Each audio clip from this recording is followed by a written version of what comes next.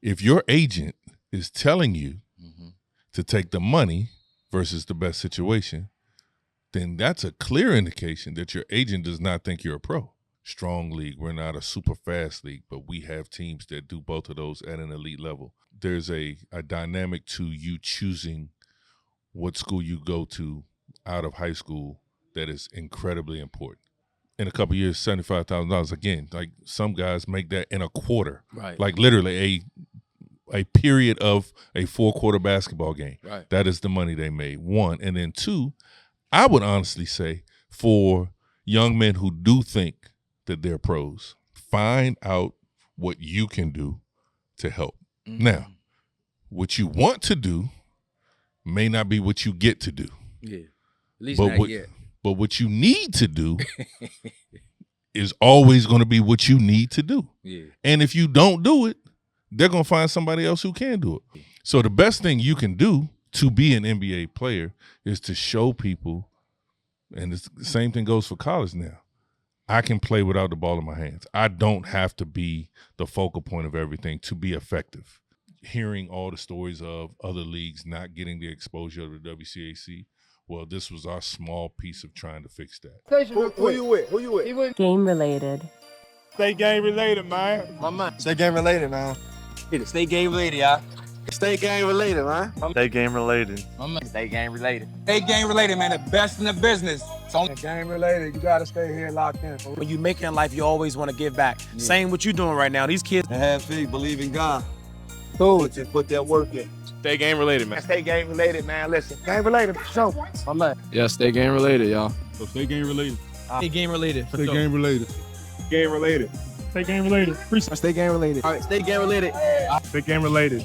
Stay game related. My man. Stay game related. Stay game related. All right. Stay game related, man. Stay game related. Stay game related. Stay game related. All right, my man. Stay game related. Stay game related. Yeah. Stay game related. My man. Stay game related. My man. Y'all better stay game related. When the whole world be waiting for you, but if you want some local shit, you won't even know. Welcome to Game Related, where we highlight opportunities and obstacles from former athletes with the thought process of giving future generations a better understanding about the game. These conversations are meant to bring awareness to the hardships and the opportunities that come with the game. Let's get game related. All right, y'all, we are back with another episode of Game Related. As y'all can see, as a Gonzaga guy, I got a DeMatha GOAT in the building. Well, not in the building. We are in his building. So this is our first time actually being in DeMatha, man. What an honor to have Mike Jones on the show today. As y'all know, Mike had took over DeMatha, what was it, 25 years ago? Yeah, 2002, fall of 2002. 23 years ago, and obviously took it to another level, We're here to talk about his time here, obviously what he's learned being an assistant and now, with ODU as a head coach, man. So welcome to the show. Appreciate you. Yes, Anytime, sir. man. Yes, sir, man. It's funny. I usually don't get the squigglies, Man, don't do that. But seriously, man, I got the ultimate respect for Mike Jones. Even as a Gonzaga guy, he's always welcomed me into the gym, and I got a lot better working with him. And obviously, you guys know his resume, so it's been cool just to have him on here, man. So let's get into it, man. Why ODU? What made you take the job? And tell me what you learned your first year. Okay, so I think most people have heard me say this many times, but if I was not going to be the head coach at DeMatha, I wanted to be the head coach at ODU. When I first started coaching, Coach Morgan Wooten was the head coach here, and to us that played for him, like, he was Superman. Yeah. Like, I don't think we ever really considered the day that he was no longer going to be the coach here. Right. We all thought he'd coach forever. So I thought I'd be coming to work under him, learn under him, and then I would go on to be a college coach, eventually wanting to be the head coach at ODU. Mm-hmm. When he retired and the opportunity came for me to be the head coach here, obviously I wanted that. And as I got into it, I never thought I'd leave here. Wow. But COVID hit in 2020. 2021, the opportunity to go join Mike Young's staff at Virginia Tech came, and high school basketball was uncertain. Yeah. We had just played an 11-game season. We were 11-0, a ton of talent on our team, but there was no telling what the following season was going to be like. Mm-hmm. And I got to the point where, you know what? If I'm getting closer to 50, if I'm ever going to make this jump, I probably need to do it now. And because it was so uncertain. And then Mike Young presented to me as if he literally said to me, if you ever want to be the head coach at ODU, you need to come with me, and I'll help you do that. Wow. So he knew my story a little bit, so he knew basically what string to pull, and that literally opened my mind up. Had a conversation with my wife, prayed a lot about it, and went on my journey for 3 years, 2 years at Virginia Tech, 1 year at Maryland. And then, a blessing to me was Jeff Jones, the head coach at ODU. He knew he was getting closer and closer to the end of his career. We had stayed in contact over the years because he recruited our program here, but he helped me realize that, hey, this could happen and could happen sooner rather than later. So I would say he somewhat mentored me as the process started. And, oh, man, year one was a dream come true for a lot of respects. It definitely laid a foundation that we needed to lay.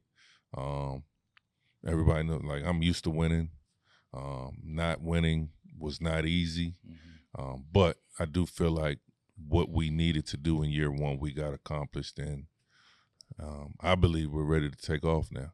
That's awesome. I talk about, not too many people can say that they've coached at their high school and at their, college. Man, talk about how that makes you feel. Yeah, so I think the biggest thing for me, Virginia Tech's the only place I ever worked that I didn't have a connection and affinity for immediately. Okay. Working at DeMatha, I'm recruiting. I went here. I played here. Like, I can speak to you on the level of, I know what it's going to be like for you to put that jersey on, to put that school uniform on. Like some of the teachers you have, I had when I was here. I grew up a huge fan of the University of Maryland. So, like, I would say I probably know more about the University of Maryland basketball than anybody. I don't care if you work there or not. Yeah. And then obviously ODU now, like, I spent time on that campus. The fan base, like that community, I know what it's all about. So to me, it makes my job easier because I have been fully immersed in DeMatha and the University of Maryland and in ODU for the majority of my life. And I think that helps me. Okay. So what would you say as your first year head coach as a college D1? What was one of the things you learned? That it ain't easy.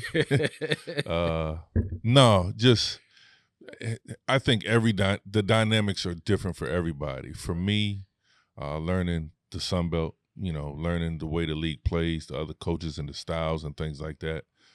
I think our league is really good because there's so much variance. We're not a big, strong league. We're not a super fast league, but we have teams that do both of those at an elite level. We've got mover blocker teams in our league. We've got 5-out motion teams in our league. We've got 2-post teams in our league. We've got a little bit of everything. So as a coach, I enjoy that because preparing for all of that is fun. Yeah. And then trying to find our footing, trying to find who are we going to be? What is our identity going to be?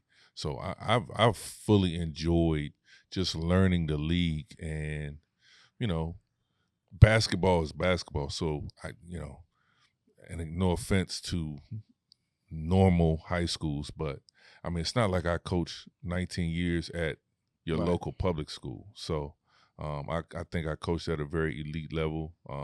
The preparation we had was very college-like. So the adjustments needed to be made in other areas I don't think I needed to make. Yeah. So one thing that I always give you credit for is every year sometimes you had your big man be your best player, your guard, your wing, right?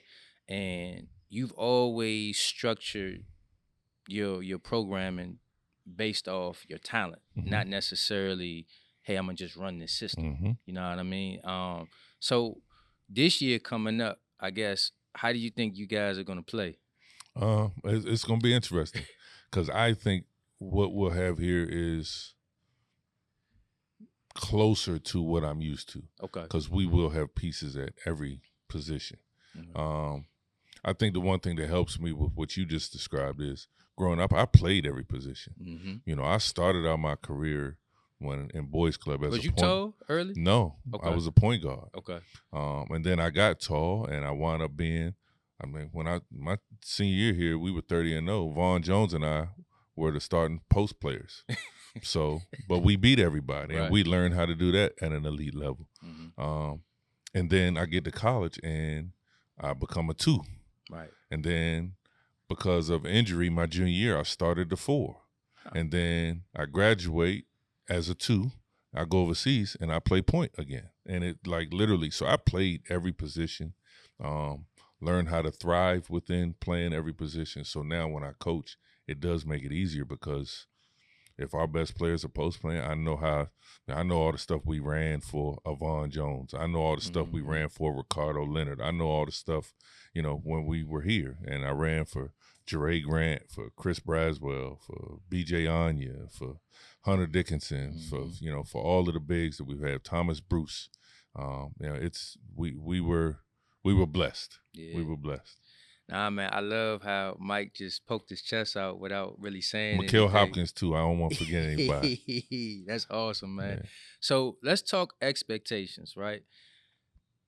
How should a parent or a player, what should they expect from you as the head coach at ODU? And also, what do you expect from them as a player and parent? Okay, so what they should always expect from me is, one, like, I care. And in an industry that isn't always evident. I won't say coaches don't care, but we all have a different way of showing it. But I need anybody that comes to play for us to know that myself and my staff, we actually care about your son. Again, we were talking earlier, like, it's not a transactional thing. It's not, you're playing well, we like you. You're not playing well, we don't want anything to do with you. And where there's no communication. I want to treat everybody on the team the same. You got to coach people different. Like, I definitely embrace that. Like, it's not the same for everybody. You know, one young man you might need to put your arm around and whisper instruction to get the best out of him. Whereas somebody else, if you don't have it with a little spice, they're not going to receive it. And it's just all in the way they've grown up. So I want them to expect genuine love and care from me. But there is a standard that you must meet. And I tell guys all the time, like, if I set the bar here, the bar is never going to lower. Like, when you're ready, I will raise the bar, but there is a standard that you must meet if we're going to have success together. So that's one. Two, and the bigger thing for me is what I do expect from them. I want a young man who wants to get better. Yeah. I want a young man who cares more about winning than anything else in terms of basketball. And I want a parent that is going to allow us to coach their child the way we need to coach them. Doing this for such a long time, the family dynamic is very important in terms of being able to connect. Some parents are very hands-off. Some parents are very hands-on. But in my space, you need to let me do my job, just like I need to let you do your job. And I think that is huge in terms of your son understanding.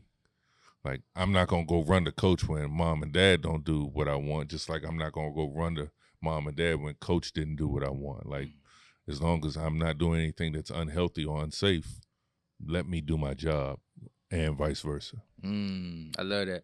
Go back to your first part about treating everybody the same. A good friend of mine, Joe Hunter, has always said that he said, Mike Jones treated me like I was one of his best players, and I was like the seventh, eighth man, and like that just speaks to what you're talking about. Yeah. So let me go ahead and shout out Joe. I'm not the coach I am today if it weren't for Joe Hunter. I was the interim coach. Joe's, I forget, was it Joe's senior year? Yeah. And if he doesn't play the way he played in our playoff run, I don't get the interim tag taken off. So I am not sitting here talking to you today as the ODU coach because I wouldn't have been a college assistant coach, because I wouldn't have been the DeMatha head coach if it weren't for Joe Hunter. So, and Joe knows this. I every opportunity I get to tell that story, I will, because Joe at the least deserves that. Yeah. And they beat O'Connell that year, so Yes, I was sir. kind of happy about that Yes, sir. myself, Yes, sir. you know. So, man, the landscape of recruiting has changed so much. You know what I mean? Just talk about how NIL, collective, transfer portal has changed that. Yeah, so the most obvious change is the visits. Yeah. Before, a visit was 48 hours. You'd bring a kid on campus, he'd stay with you a couple nights, you'd have a whole bunch of meals, but a whole bunch of meetings with different people around. You do your tour, you do your photo shoot, you do a style of play edit so you can see how your team plays, and then you do an edit of how that player fits in what you do. So whether it be by position or just, hey, we're going to play the offense through you. This is what we did with the last young man that we played through. And you do all that. And all of those things, you meet with your strength coach, you meet with your athletic trainer, you meet with your nutritionist if you have one. Like, you show him where he's going to live, where he's going to eat. Like, you pull out all the bells and whistles. Now, visits sometimes aren't even 24 hours. Wow. And they want to come have a money conversation, and they're out the door. Like, that is literally what it's becoming. And I always want to embrace the other stuff, the genuineness of, look, I know the money's one thing, and I'm not complaining about these kids getting paid. With as much money as is made in this game, they absolutely 100% deserve it. Mm-hmm. But don't lose what this is supposed to be, because ultimately, if you've grown up and it's been your dream to be this and your dream to be that, I just hope we never get to a point where a young kid is saying, I want to play college basketball because of how much money I can make, and not I want to play college basketball because I love this team or I love the game. And we have to be careful, because the way things are going, we can easily lose that love. And then once that happens, like, what happens to our game? And I will always feel some ownership of this game because of how much it's affected my life. Yeah, that's interesting, right? Because the player might, but the parent might be like, you go play basketball because you about to go get 6 figures out of high school. Yep. And that's okay. Yeah. As long as that young man is playing for the right reasons. And again, don't get me wrong.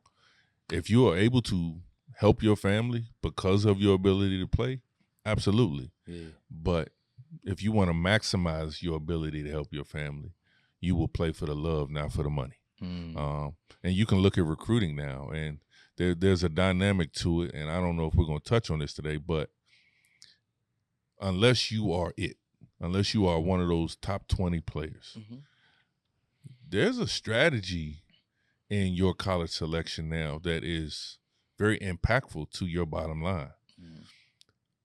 If I'm a high school top 20 kid, I'm going to be able to go to a Power 5 school and get a pretty nice figure right off the bat. If I'm outside of the top 50 and I want to maximize how much money I can make. Now, again, I will always say this. If you think you're a pro, who cares how much money you make? Right. If you truly believe that you're going to be a pro, and that's realistic, who cares how much money you make in college? Right. Because you're a pro. You're going to make plenty of money in your career.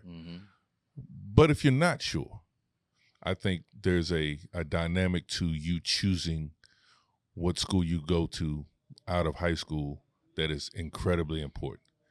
You can go high, get a decent amount of money, but you're not playing. And eventually, with the way the game goes now, you may not stay at that school. You lose your market value too. And you're going to have to come down. And you're going to have to come down to the mid-major, low-major level. And we can give you some money too, but it ain't what the money was up there. And now, like if you add all of that up, what is that total? Versus you come to our level first and you play 1-2 years and you're given an opportunity to play right away because it's a different level. Mm-hmm. You're able to impact right away. Mm-hmm. And now you can go get 6, maybe 7 figures Mm-hmm. because you've proven you can do it at the college level. You're older. You're 2 years older than you would have been. Mm-hmm. And now you can go to one of these big schools and they give you a much larger salary than even the top 20 kid coming out of high school. Yeah. So there's a method to this that, again, everybody has an ego. We were talking about that. And I want to go to Kentucky. I want to go to, Duke. I want to go to Kansas. I want to go to all these blue bloods. But as this money gets into it, what is really the best thing for you? It's so crazy you say that. So I got a post that like breaks that down, right? And every once in a while I'll get in the DMs and talk to parents, right?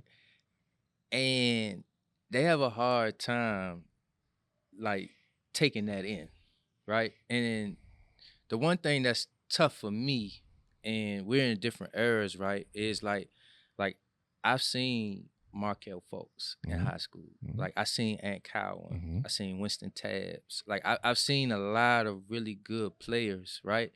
And then I look and like comparisons a thief of joy, right? But then I look and then I also see the circumstances now. And I'm just like, okay, you top 100, but there's a guy that's 21 years old that's probably there. And I don't care how good you are, you can't beat them out. Yo, it's the biggest thing with us is the competitor in all of us. Like you're not playing this game if you don't love competition. Right. One. But self-awareness is such an attribute to have that is clearly so impactful in everything. If you are not self-aware, I want this, and there's a finish line. How can I get to that finish line? Not where am I at today, because today's not the finish line. It's how can I get there? Working at DeMatha, our principal here, Dr. Daniel McMahon, was always big on, let's start with the end at the beginning. Yeah. This is where you want to be. Now let's move back from there. What are the steps backwards that you need to do? Yep. And that was so impactful to me because, again, anything we do, as I plan out this season, I know where we want to be at the end. So how do we get there? Not from step 1 to 10, but if we want to be at 10, then that means we had to be at 9. And if we want to be at 9, that means we had to be at 8, and so forth and so on, all the way back to 1. And again, that's a mentality, an intentional mentality that I think is very valuable for any athlete, but anybody that's involved in competition and athletics. Yeah. So talk about, where was I going with this? We were just talking about kids and schools, right? How would you guys determine, I know you guys' budget isn't like Power 5, but like how would you determine a kid's market value? So again, that's hard to do. Right. Because I think one of the things that we do is like everything I do at ODU, I ain't telling everybody. Like I'm definitely not telling the other teams that I compete with. So right. We'll have coaches meetings with all the head coaches in basketball, and we'll start to talk about, hey, what's your NIL budget? Well, I'm not telling you. Yeah. Like, because now you know where either you're right. you've surpassed us, and it was like, okay, we're good, or like, man, they're spending this much, and now you're gonna go back to your AD and be like, hey, ODU spending this, like, I need you to get me to that. Like, nah, like we're gonna do what you do.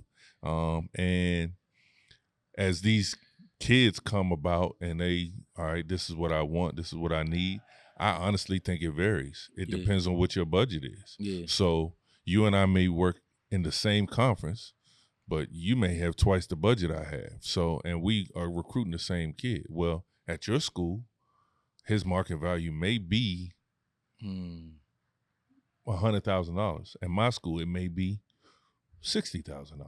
Yeah. And what is going to be healthy for my team overall. Like I can't give you, if I only got $100,000 to spend, I can't give one kid 90. Right. Because now I got 12 other kids. I got to split up 10,000. Like that's It's not like the going to Phoenix work. Suns. So like, man.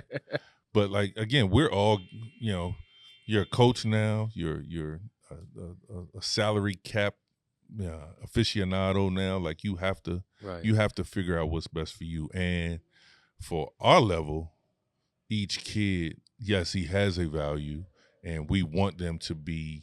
We want them to feel like, you know what, I'm getting what I'm worth. Yeah. But it's not the same for everybody. And as long as I understand that and I can articulate that to a family. But again, it goes back to the same thing.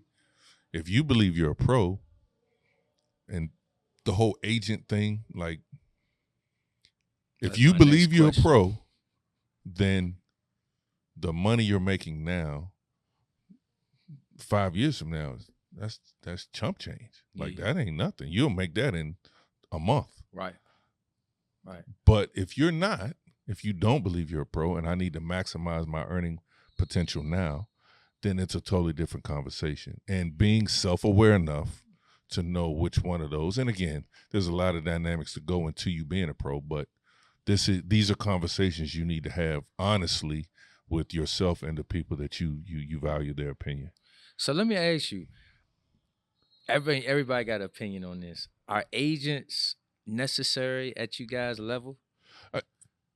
In some respect, yes. Okay. So you got, and again,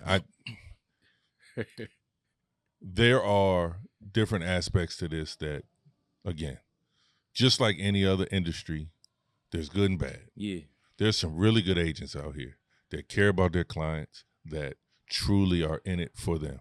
And you have other agents who, honestly, I'm just trying to make some money.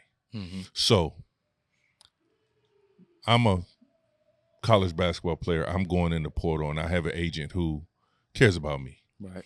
That agent, again, we can have a conversation about whether or not professional basketball is in my journey, or, you know what, I need to make as much money as I can now. Mm-hmm. And then that determines, like, if my agent is telling me, hey, this is the best situation for you because you'll be able to develop and you will have the opportunity to play beyond this place, versus an agent that is like, okay, this is my percentage, so I need you to get as much money as you can. So forget whether or not that's the best situation. They're offering you the most money, so you need to take that one. Mm-hmm. And there's a huge difference there. Yeah. Because I may, as your agent, encourage you to take the most money because that means I get the most money.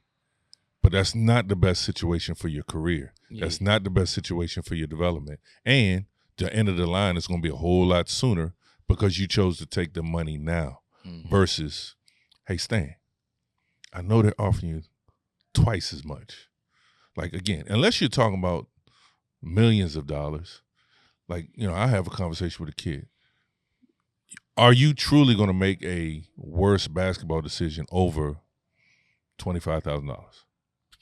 Like, somebody's offering you 75, somebody's offering you 100.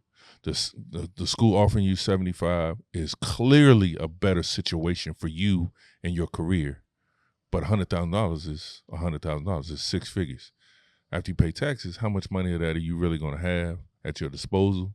Make the right decision. Mm-hmm. Make the right decision, because if you think you're a pro, in a couple of years, $75,000, again, like some guys make that in a quarter. Right. Like literally a period of a 4-quarter basketball game. Right. That is the money they made, one. And then two, I would honestly say for young men who do think that they're pros, if your agent is telling you mm-hmm.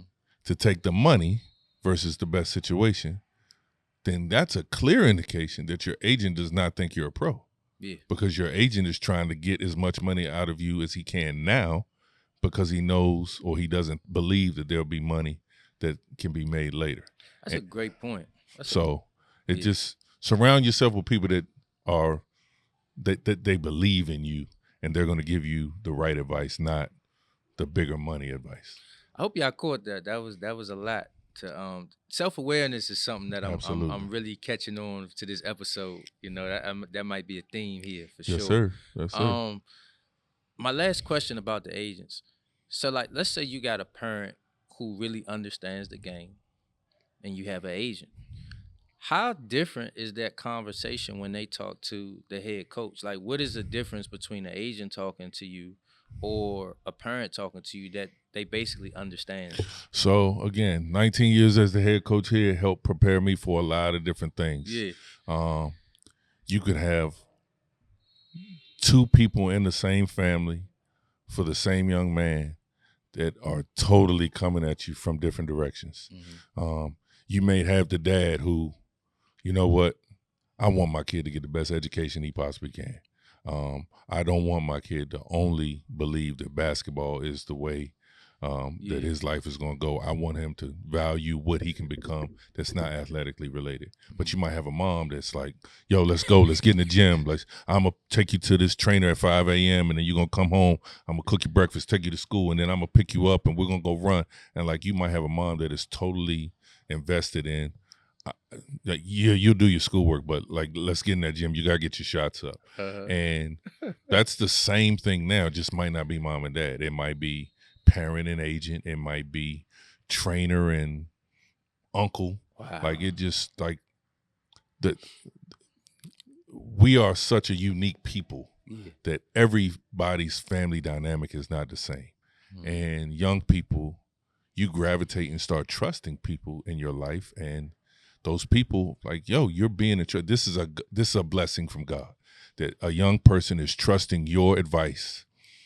Don't take that lightly. Don't be reckless with that. Don't be self-serving with that. Like, if God has blessed you to have an impact on a young person's life like this, like, embrace that. Embrace the ability to do that.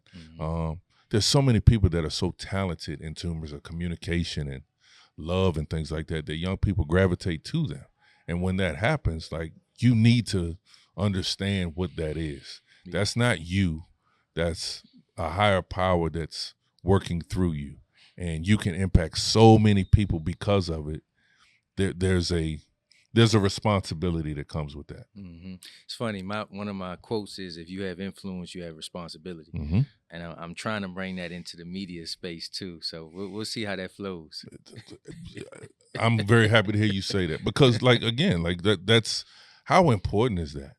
How important is that? Because the media, you can script the way people think.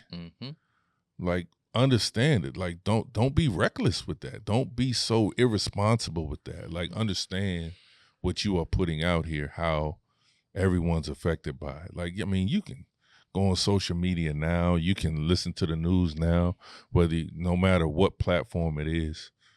If you read something enough or hear something enough, you believe it to be true, whether it's true or not. And that's dangerous. Yeah. And one of the things I see now is we do a lot of complaining about the players, right? But I don't feel like media ever really gets any blame. And, you know, we are in highlight culture because that is what is pushed. You know, we're not pushing the guy shaking hands or good pass or the kid playing defense. You know, we're showing that one little clip of a kid making a bunch of shots. And that's just not reality. And it distorts the kid's perception of what the game is or what's important. You know? As your coaches understand, your team is going to do what you emphasize. Yes.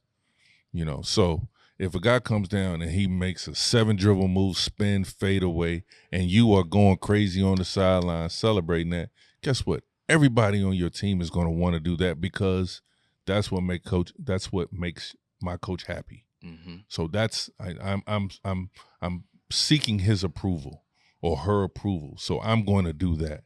But if a guy comes down and, you know what, I set a great screen for you to come off and you hit the shot, I'm not saying anything to you. I'm saying something to the guy that set the screen. I'm saying something to the guy that got off the ball to get you that ball on time and on target. Like, I'm celebrating them. And then, you know what? Hey, good shot, Stan.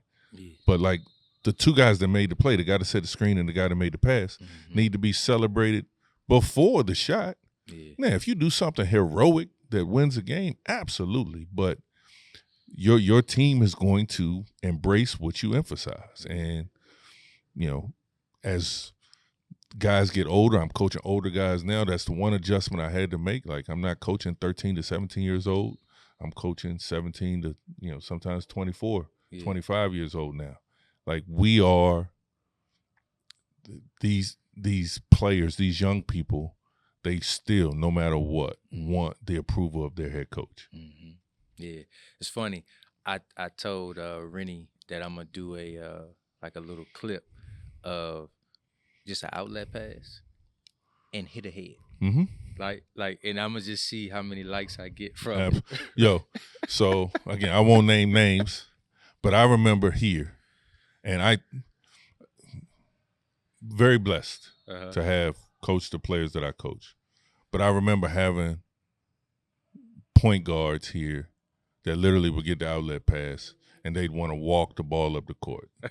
And I always attributed that to, man, you just want everybody to see you with the ball in your hand. Like, we want to play fast. We got all these players that are really good. Yeah. Like, us playing slow doesn't make any sense to me. Like, we need as many possessions as we can to keep everybody happy. My teams will tell you every preseason, even now, I will sit down, I'll give everybody an index card. Don't put your name on it. Everybody's writing with the same pen, and all you're writing is 2 numbers. I want you to write how many minutes you think you deserve to play, not want, deserve to play, and how many shots you deserve to take. And then we go, and obviously a college basketball game is 200 minutes. Right. So literally this is going to be off of 200 minutes in terms of 40 minutes for 5 spots. Okay. And then we go to who led the league in who led the country in shot attempts last year. Okay. And 2 years ago, before we did it last year, was Florida. Okay. And I believe the number was like 65.7 shots a game. So 65 shots a game. So I get my 13 guys in the room. I don't know whose card is whose. Write your 2 numbers down. We add them up. And 200 minutes, that number is always 400. Always. And then shots, it's usually somewhere around 120, 130 shots. And this is like, so take what we just did. I didn't ask y'all to tell me what y'all wanted. I asked y'all to tell me what y'all deserve. So again, self-awareness. Like, nobody is going to be happy. You're not going to be happy with your minutes. You're not going to be happy with your shots. Like, it's clear. Yeah. Like, collectively. So what does this say? This means everybody in this room has to sacrifice something. You've got to understand, I'm not going to play as many minutes as I think I deserve to play. So certainly not as many minutes as I want to play. So knowing that going in, let me just invest in us, not me. I know that I'm not going to get as many shots as I think I deserve, let alone what I want to do. So let's go on with the mentality of, you know what, let's play together.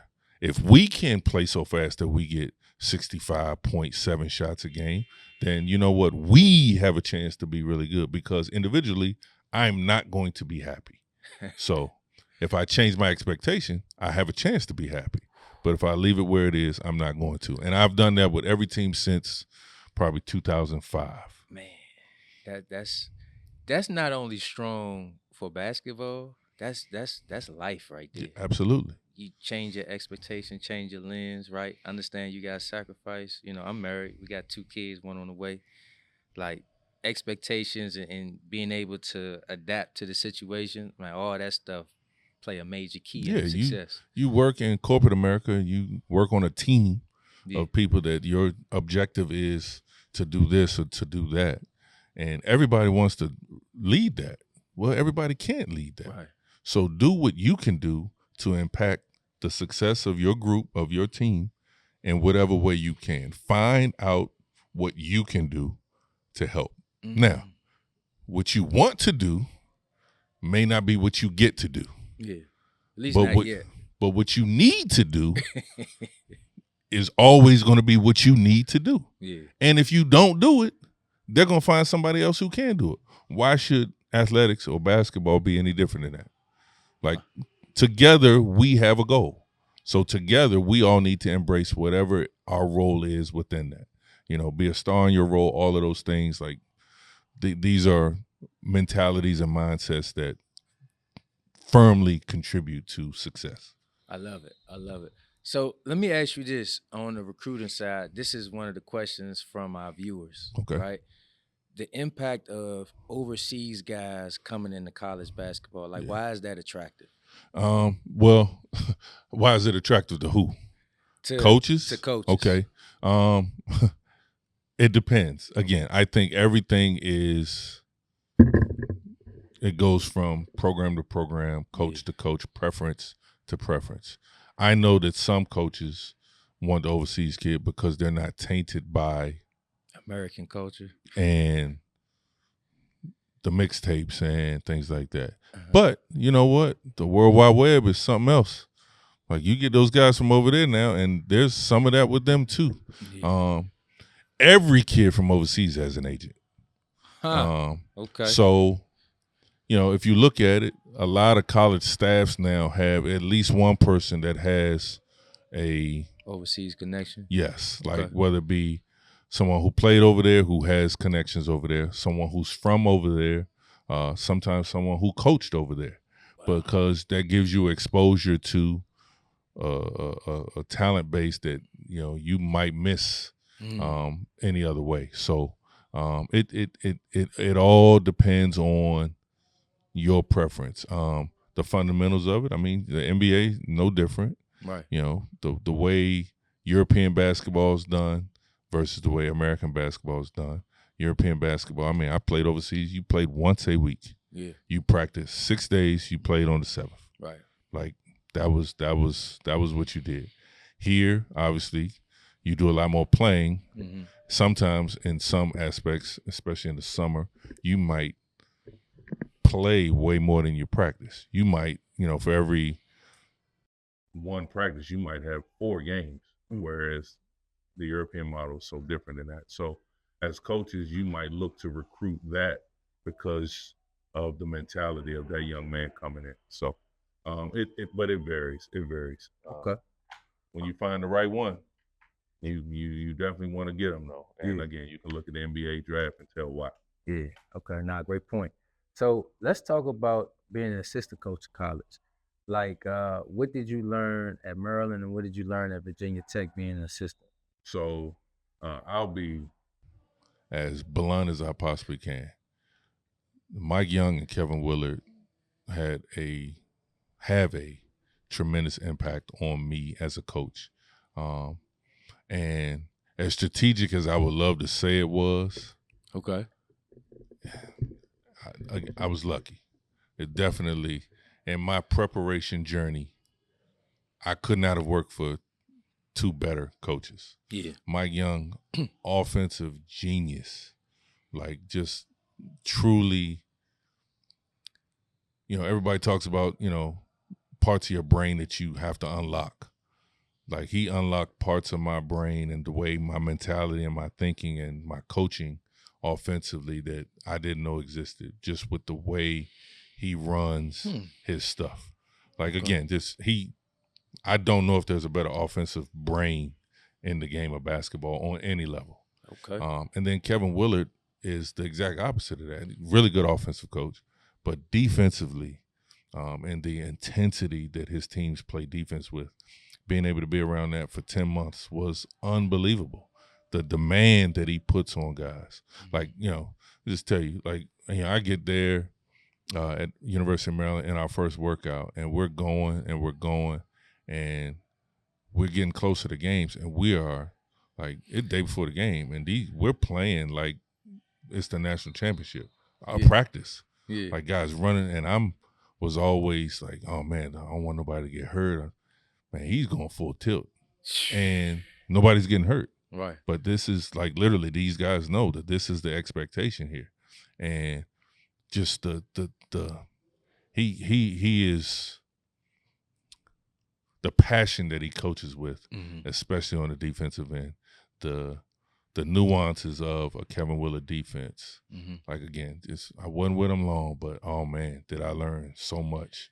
And to be able to have only two people to work for before my opportunity, to have it be those two, like, I mean, how lucky am I to have that be, my journey. Now, that's cool, man. Ricky Harris was on the show. Yeah, my man Rick. And he was talking about Willards and his mindset. Yes, sir. You know, and how he was what's the word I want to use? I guess intense about, you know, how he prepares. And he could watch a film session and then automatically he knows how he's going to defend it. Absolutely. You know what I mean? So absolutely. And you know, I remember my office was literally right next to his, and he, you know, it's my prep for whoever we're playing. He'd come around the corner. He'd be like, "Hey, Mike, in practice today, I want to look at that smash pin down that Illinois runs with the exit screen on the back," and then walk out. He didn't tell me what game to find it. He didn't. It's like, but you better find it. And literally, like that demand, that like it wasn't.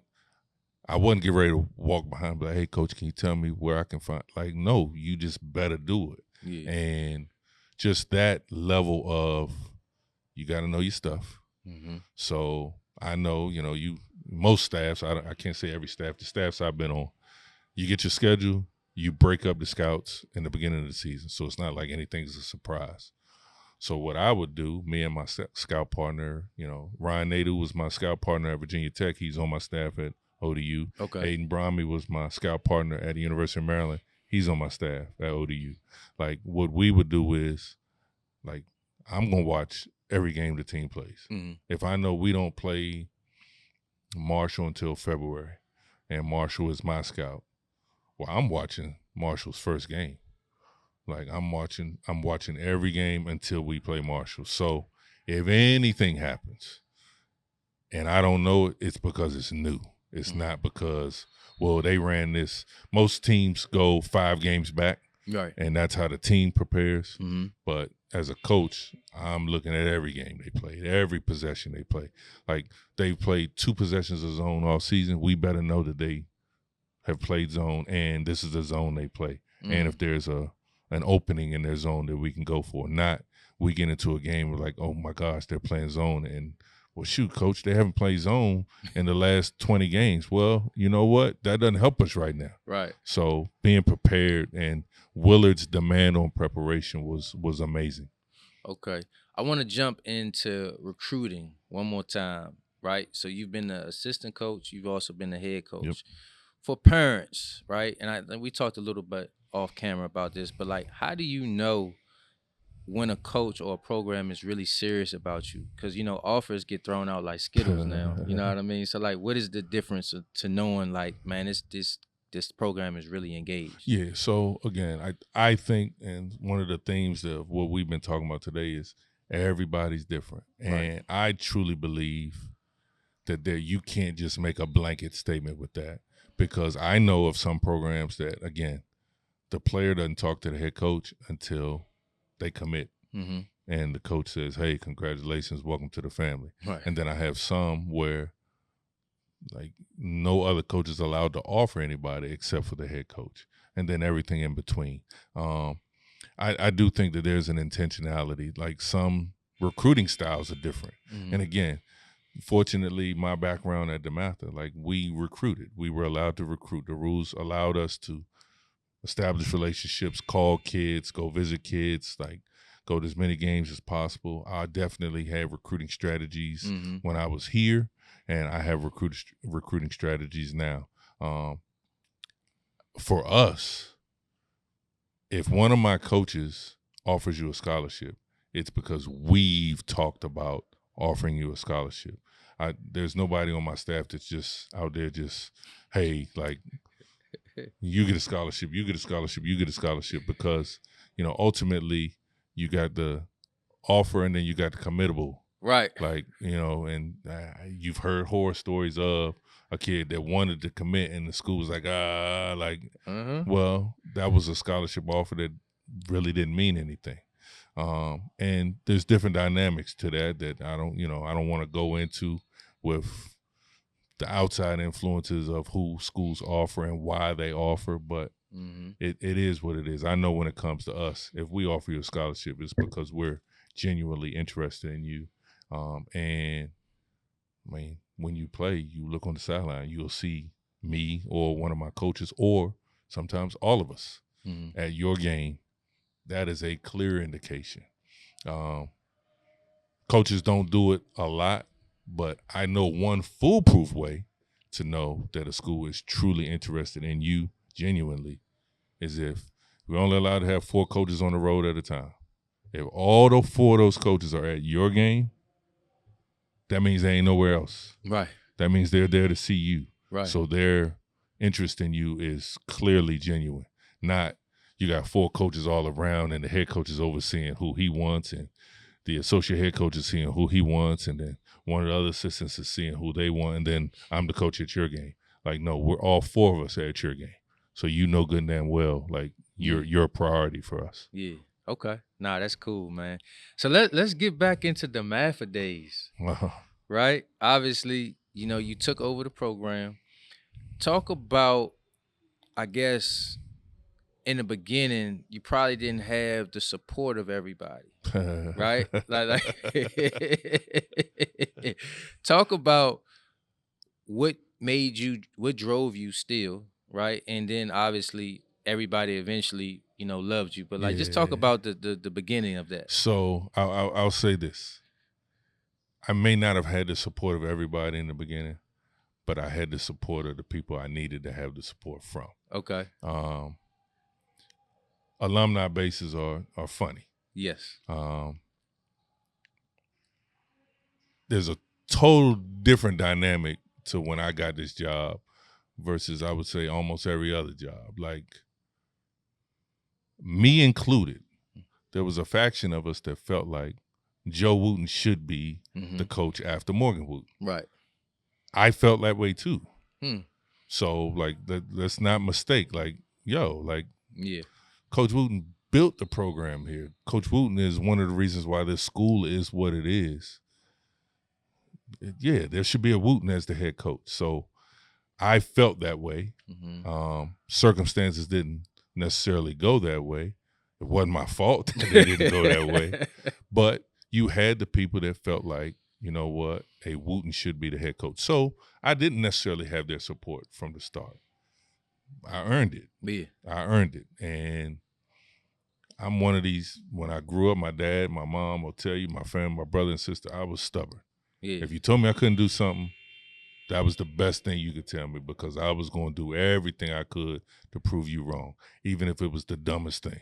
So when I felt like I you didn't think I could do it, well, and again, I'm a competitor, so I was going to work hard anyway, but that just gave me that little extra fire to, no, we're going to get this right. And I look forward to the day, like, you know, in 2005 when we won our first championship, I remember the buzzer goes off and I sit on the bench and, you know, I'm tearing up a little bit. And there were 2 things that I will never forget about, 3 things that I'll never forget about that day. One of the first faces I saw was my daughter. Yeah. 2, a hand came on my shoulder, and it was the principal, Dr. McMahon. Okay. Because he always had my back. Yeah. And then 3, my players asking, was it okay to go celebrate? And I'm like, yeah. Like Martell McDuffie literally is looking at me. You can actually see it in one of the videos. The student section is over there, and he's like, you know, basically, like, can we go? And I'm just like, yeah, please. Like, y'all have earned this. And those, I will never forget the first one because of those 3 things. Yeah, man, that was an interesting time. I remember going into my senior year at Gonzaga, and I felt like that was the year. I think it was Nigel. Was it Austin? Austin was a Jeff freshman. Allen, Yep. right? And like I was like, oh, like they coming. Yeah. You know, they coming. And it was just kind of cool just to watch the evolution of the teams that you had. Talk about what were a few of your best teams. You ain't gonna get me to do that. I got They all good. They all good. Like, yeah, if I start ranking them, do you know how, like, I walked in the gym yesterday, and Mikhail's down there, Jalen Grant's down there, Jaron Grant's down there, Jeff McMorris is down there, and they're like, Jaren got married last summer, Okay. and literally at his reception, They put you in the hot seat. everybody is like, "Yo, coach, my team was better than his team, right?"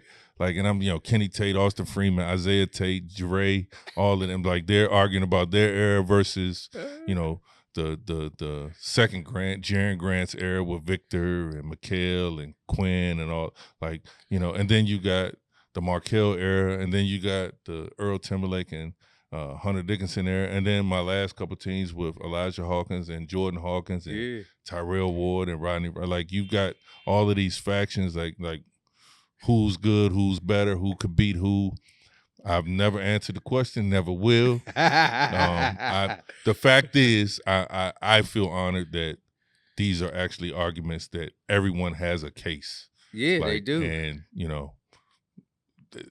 that means something to me because there's not a lot of places that can do that. Man, that I respect that. That was some strong names that was just mentioned too. You definitely. I want to talk about this actually. So that was just a lot of talent that you just named, right?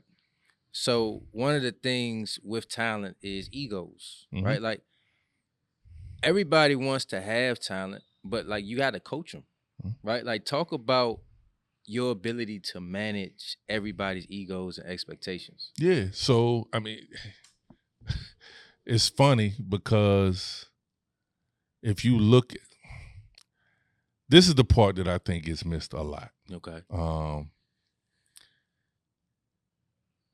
Everybody, all these kids have a dream to play in the NBA. And there's just, if you go to every NBA franchise today, there's a dude, at least one, sometimes two, sometimes three on a team. You want to play in that, you're not going to be a dude. Right. Like, you talk about how tough the stakes are to be an NBA player. Well, once you multiply that by I don't know what to be a dude in the NBA. Yeah. So the best thing you can do to be an NBA player is to show people, and the same thing goes for college now, I can play without the ball in my hands. I don't have to be the focal point of everything to be effective.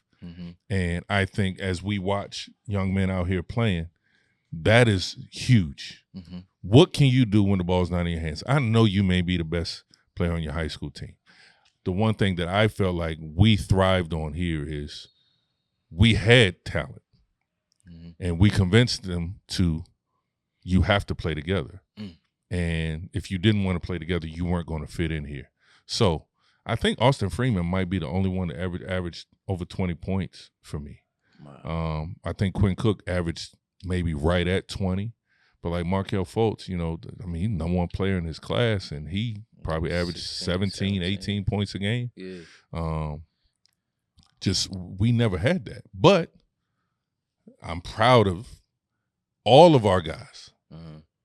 They didn't have that adjustment when they got to college that everybody else had because they're walking into a program that, you know what, you're not the man on day one. Yeah. Can you play with the man that we do have? Yeah. And all of our guys could because that's what they did their 4 years of high school. And that's the other thing I'm so proud of. Yeah, we've had a ton of pros, a ton. Most of them were here from their freshman year to their senior year. Like we didn't get a bunch of dudes that transferred in. I'm not saying all of them, but for the most part, every one of those guys was here for 4 years, and their development with us contributed to the work ethic they have, the God's blessings that they had, but then their mentality to be pros. And talk about that segue. It's a great segue into the next question, which is development, right? Like, you've always been a guy who, the kids got better as they, grew up and from their freshman year to their senior year, they left a better player, right? Talk about why that was important to you. So I'd say there's three aspects to that. Okay. One is I worked hard when I played. Yeah. I know how I developed. I know, like, I wasn't as God-given. I played professional basketball because of the work that I put in, and I knew how much off seasons were valued in terms of the player that I was going to be. One. Two, probably the smartest thing that I've ever done is I always surrounded myself with coaches that could develop. Yeah. Like always. Yeah. Yeah, you talk about Dave Atkins, you talk about Reggie Vini, you talk about Tommy Palucci. Like I Kevin Cromer, Sam Anstead, Darryl Green trains now still. Like I made sure that I had surrounding me coaches that were committed to the development. Not, well, he's good, so I'm going to try to, grab upon his coattail and ride his ascension. Yeah. Like, no, I'm going to take a kid who not many people know, and I'm going to invest in him.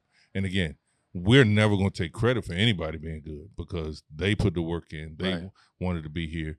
We didn't beg guys to work out, but we'd pay attention to who wanted to work out.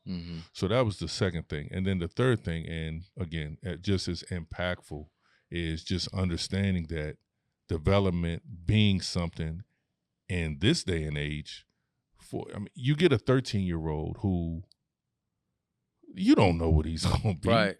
Like, we used to play the game of, like, all right, I see Stanley Hodge. Well, like, where's Stanley Hodge's mother? How tall is she? like, because that's going to tell me how tall Stan's going to be. Yeah. Not, oh, man, his dad's 6'7". Like, that's great to know. How tall is his mother? Because 6'7" and 5'3", you're going to be 6 feet.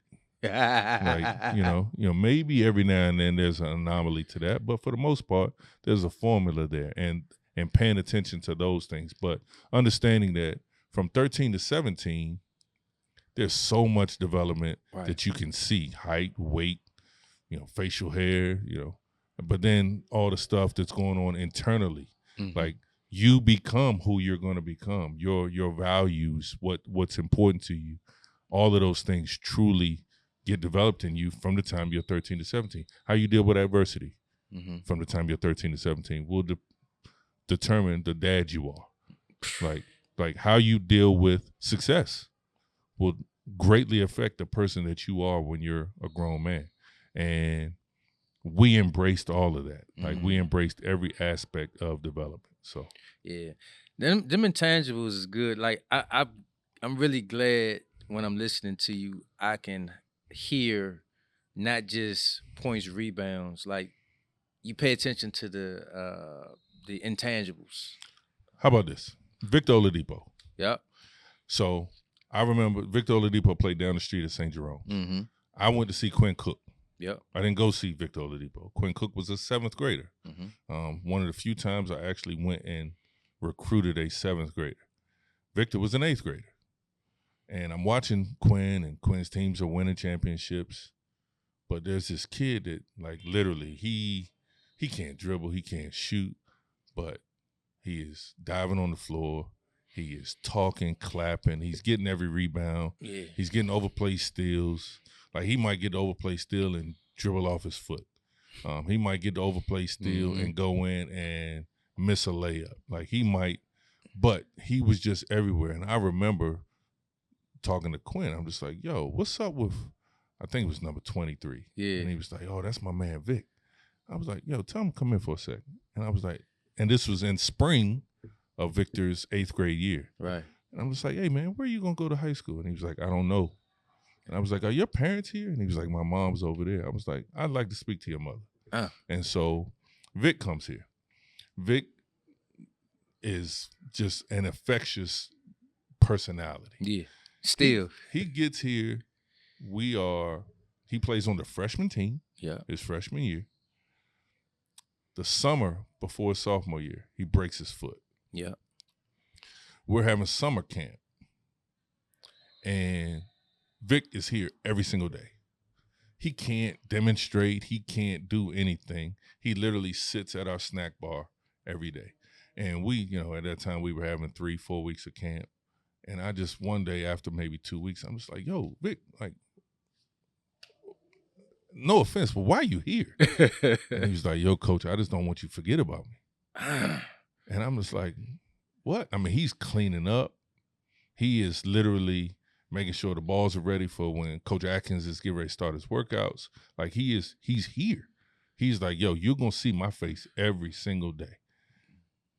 Lo and behold, whatever happened to his foot when he broke it, it was like it became bionic or something like that, because he came back jumping out of the gym faster, and because he was at every one of those Dave Atkins early morning workouts, he was at every workout we had after camp. Like he literally, I guess, mental reps. I mean, he was just sitting there and he was absorbing as much as he possibly could, to the point where he never played JV. He played varsity as a sophomore and became, and again, he jokes now. Actually, he doesn't joke. He tells the truth now. He's like, yo, I couldn't shoot, I couldn't dribble, all that stuff. Yeah, but you had an intense work ethic. You were a great defender.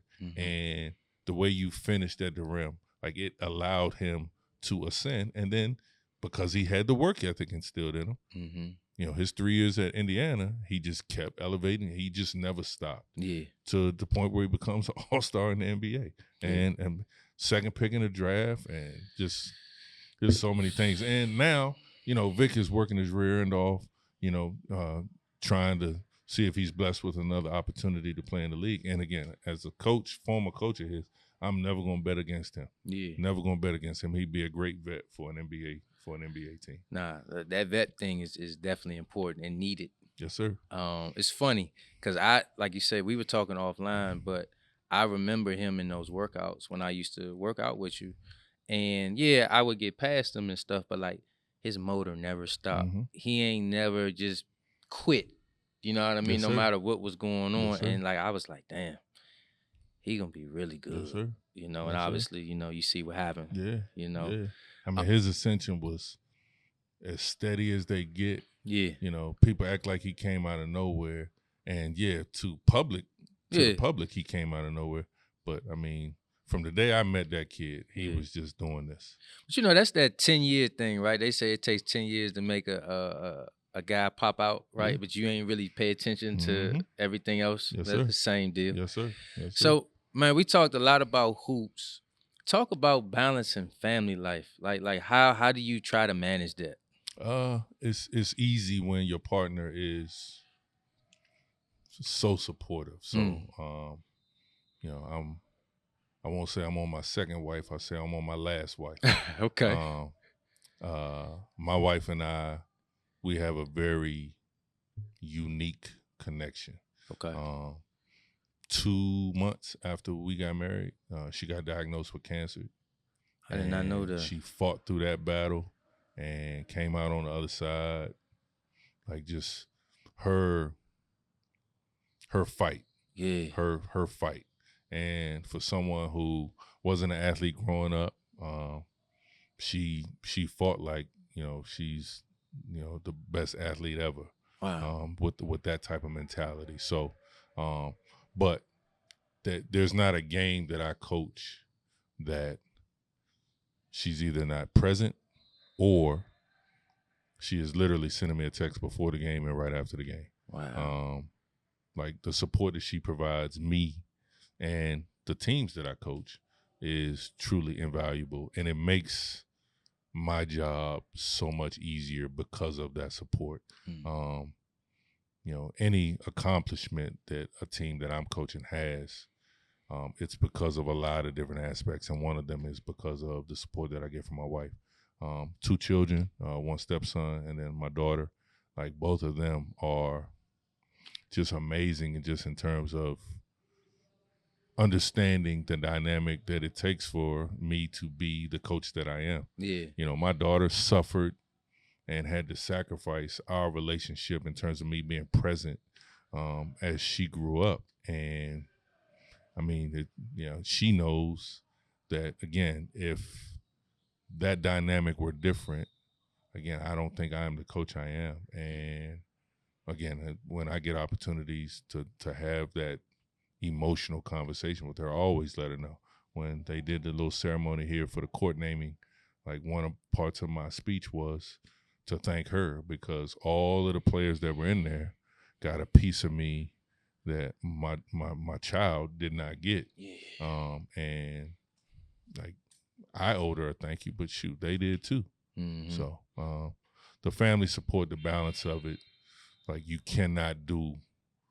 I don't think you can be elite at anything without the right familial values that are behind you. Okay. Nah, man, that was that hit me all up in here. Yeah, man. You know? Like, shoot, you get ready to have your third. Yeah. Like, as you go through this, man, I'm telling you, like, just you clearly have a spouse that is very supportive of you. Yeah. But, you know, as you raise these young people, Yeah. like, you'll understand. Yeah. You'll understand. Like, just them understanding and you explaining it to them. But then also, you know, you got to pick and choose.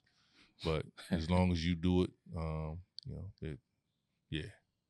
That's why, you know, Coach Wooten used to always say, forget the wins and losses. This, you check with my guys and tell me what kind of parent they are, tell me what kind of husband they are, and that'll tell you whether or not I did my job or not. And I can tell you right now, like, I'm sitting there, I watch Jaron Grant with his kids, I watch Jure with his kids, I watch Jeremy, who's got a couple now. Markel is one of the best dads. You know, Vic is a dad. Like, it's just all of these guys that have had kids that just I could not be more proud of. Yeah. You know, for them to be the people they are as athletes, man, just to watch them with their kids is unbelievable. Unbelievable. Yeah, that's a good feeling, man. So I got two more questions. This one over here, right? You got Mike Jones Court, right? Just talk about, you know, how did that make you feel? And you know, obviously you still come back here and you got your name on the court. Yeah, it's cool. I get tired of the other coaches messing with me when we're on the sideline, and you know, I'm gonna try to sit at half court because I want to be seen by the kids I'm recruiting. Well, they're like, man, you got a reserved seat here because your name's on the court and all that. Like, they give me a hard time, but I think the biggest thing for me is, you know, it's a legacy that two factions of my life can share. Yeah. Obviously, anybody that played for me, coached with me, you know, you're the reason why their name is on the floor. Yeah. Because if we're not successful, that doesn't happen. One. And then two, like, it's my family, the Jones name is on that floor. And so my mom, my dad, my brother, my sister, my wife, my daughter, like, that's our name. Yeah. That is our name. Yeah. And no matter what, that name is going to be on that floor. So we all can take pride in that. Like, my mom and dad sacrificed for me to come here. Yeah. My brother and sister sacrificed as my parents are chasing me all over the place as I'm playing. They had to sacrifice. My wife has sacrifices. My daughter has sacrifices. Anybody with that last name has contributed in some way, shape, or form to that name being on the floor, and we're all very proud of it. Nice, nice. So before my last question, was there anything that we didn't cover that you want to talk about? Nah, man. Like this, Stan, I'm so proud of you. And I told you this, I don't remember what episode it was, but when I saw it, I think I might have just literally DM'd you dope, or that was dope, or something like that. And then, you know, that started the conversation. I don't remember how long ago was that, but like, you and what you and Lorenzo are doing is like, this is really, really powerful. And I don't know what y'all's motivation was. I know what I perceive to be just the impact that you can have on these kids and their families as they navigate this process from two men who I wanted to beat their brains out when we were coaching, but I was unsuccessful doing that many times. But to see y'all grow up and now get back to this game and get back to our community the way that you are. Again, I didn't coach you, man, but I could not be more proud of you.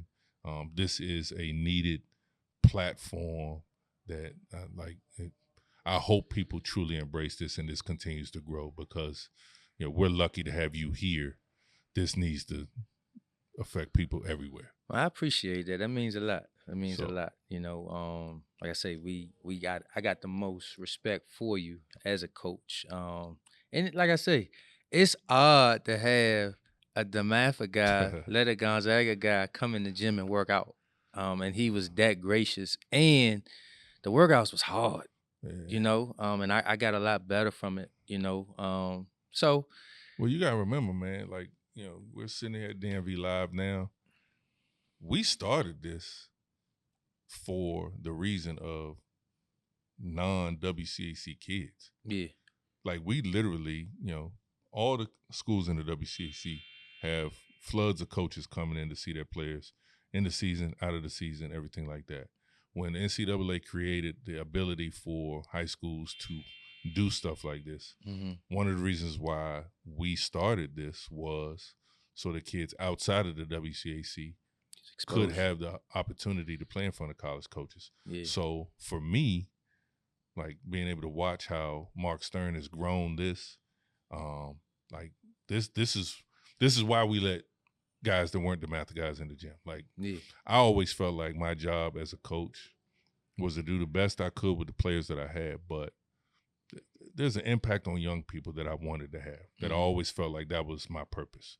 That's what God put me on this earth to do, is to impact young people. Like I went through what I went through in my career, learned so much, now take that and impart it to the younger generation. And hearing all the stories of other leagues not getting the exposure of the WCAC, well, this was our small piece of trying to fix that. Yeah. And now, shoot, Mark's got teams coming from Florida, coming from New England, coming from out west. Like this is growing even more. So it's not just a regional thing now. Now this is becoming more of a national thing.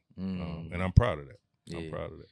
Kind of what you just said, like, we started off, we're local, and then we want to get regional and then national. Yes, that is the goal of Game Related. Yes, sir. And then we'll see what comes from it. But like that's the goal. Yeah. Well, again, you starting in the right place because you have the desire to do it, man. Yeah. Again, I could not be more proud of you, man. You and Rennie, keep it going.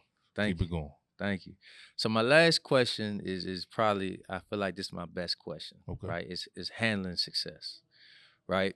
You've dealt with a number of guys that have, excelled expectations, right? But everybody works hard to get there. But once you get there, maintaining it is a different animal. You know what I mean? Talk about what lessons or advice would you give to parents or players on handling success? So again, I think one of the things for me is my faith and understanding that this ain't easy and it's not guaranteed. Yeah. My exposure to other successful people.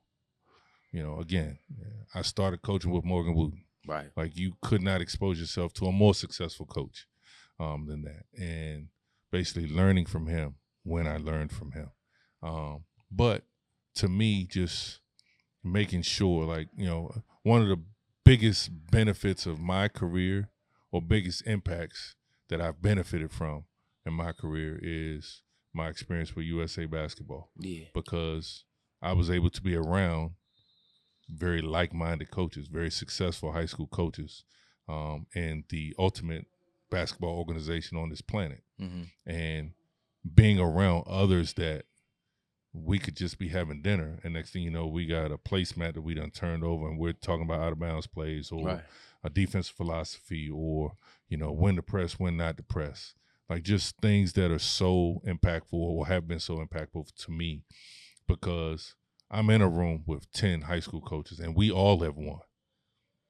Well, I want to keep winning. Right. So I know what I did and what I contributed to us winning. But, hey, Stan, tell me about what'd you do this year when this happened? And, hey, Nick, tell me what you've done. And the coolest thing for me is all of those groups, like I'm in so many group chats. Yeah. I'm in a USA group chat. I'm in a Nike group chat. I'm in a DeMatha group chat. I'm in a DeMatha alumni group chat.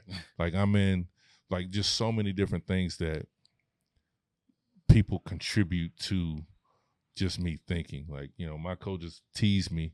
I've got notebooks upon notebooks upon notebooks. Like I write down everything. I take notes on everything. If I'm on Instagram and I hear a motivational speaker say something, I'm going to pause it, save it, go to my book, write it down. Like, how can I take that and use it with my team? Like I do, like, you might catch me at 1:30 in the morning and I'm just looking at reels on Instagram. Like just, there's just so many things that you can expose yourself. Never sit still. Right. Never sit still. You win something, that's great. Let's win again. And to me, the one thing that I've always found is winning is addictive. Like winning is very addictive. And again, as long as I'm acknowledging my faith, my purpose, I think I'll have the opportunity to continue to be successful. And when it's time for me not to be successful anymore, I won't, because that's the way it's supposed to go. So I get it. I'm here for as long as I'm supposed to be here. Yeah. And I'm gonna do it as well as I possibly can. And every step of the way, I'm gonna thank God. Okay. Nah, that's great, man. So, man, you guys, that wraps up this wonderful show, man. Like I said, this was an honor to have Mike Jones on here. To me, Mike is one of the best coaches, period. You know what I mean? Whatever level, I've watched him develop, grow, recruit, you name it. You know what I mean? I've seen him do it at a high level, and I'm definitely wishing you much success this year. I'm excited to see what ODU does. Seeing you guys make that turn and get that thing running like you always do, man. I appreciate it. I do want to say one more thing. Okay. And I apologize. So I hate naming names because you always forget somebody. When I was talking about bigs, I forgot my man Josh Carlton. Okay. Yeah. When I was talking about just great players like Jameer Young, who wound up playing with the Bulls last season. Yeah. So proud of him. And then you just had 2 days ago, Hunter Dickinson signed his two-way contract with the New Orleans Pelicans. Yeah. And Steve Settle signed an Exhibit 10 with the Miami Heat. So proud of them. Justin Moore's with the Milwaukee G League franchise. There's just so many guys that have been Justin Moore is the all-time winningest player in DeMatha history. That's crazy. Like the all-time winningest player in DeMatha history. I don't want to, Chase Young, Josh Wallace, NFL players that play basketball here for us. And I don't want to forget anybody because I know how sometimes guys get a little like, dang, coach, you ain't even saying nothing about me. Y'all got to make sure y'all watch the whole episode. Yeah, I love all those dudes. I love each and every one of them. So if I did not say your name, it's no love lost. It's hey, Stan told me stop name dropping. So that's on him. It's my fault. Yeah, y'all could come on the show and then I can get y'all on the show. There you go. There you go.